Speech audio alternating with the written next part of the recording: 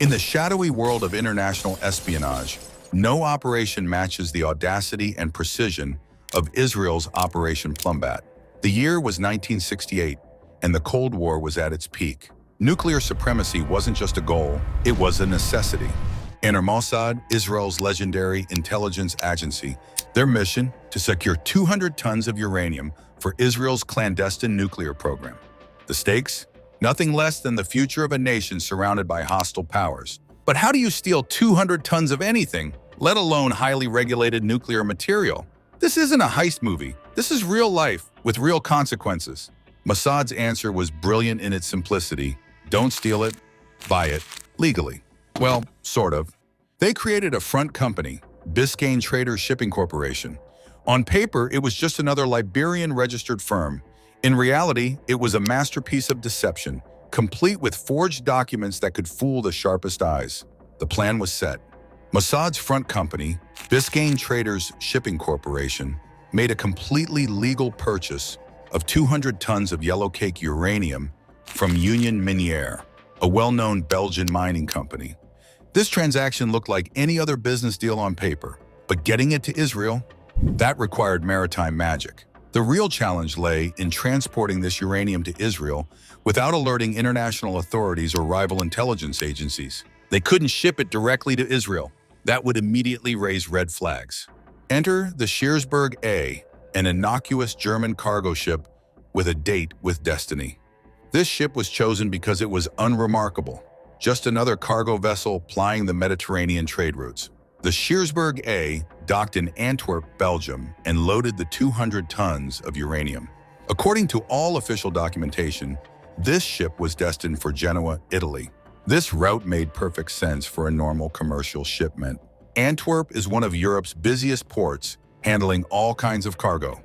Genoa is a major Mediterranean port, a logical destination for raw materials. The route from Belgium to Italy via sea is a common one for freight. By choosing this route, Mossad ensured that the shipment wouldn't attract any unwanted attention.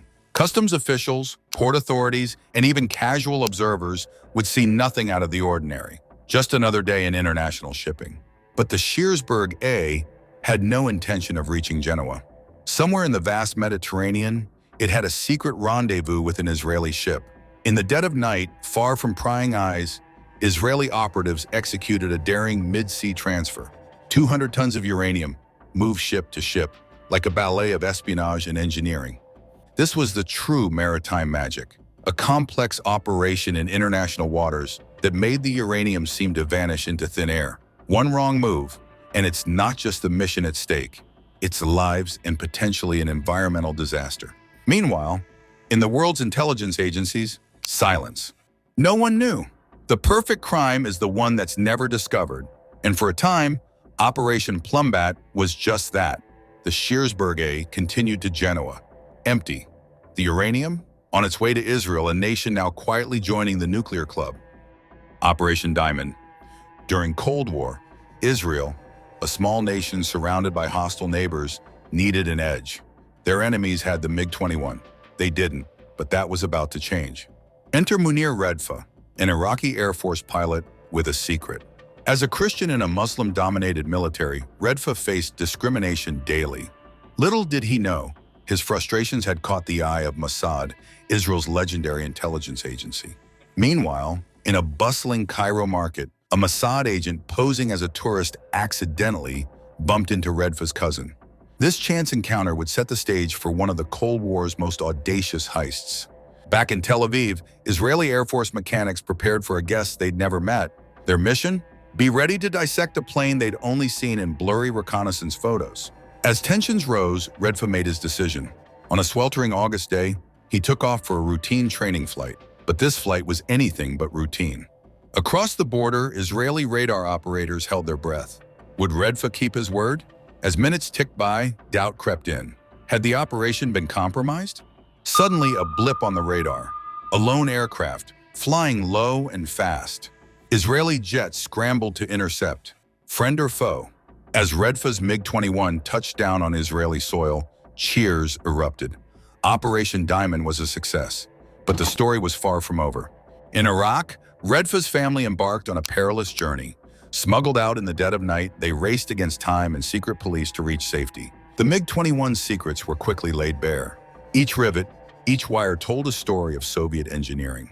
In Washington, Pentagon officials pored over the intel, gaining priceless insights into their Cold War adversary. But victory came at a cost. In Iraq, the Assyrian Christian community faced increased suspicion and persecution.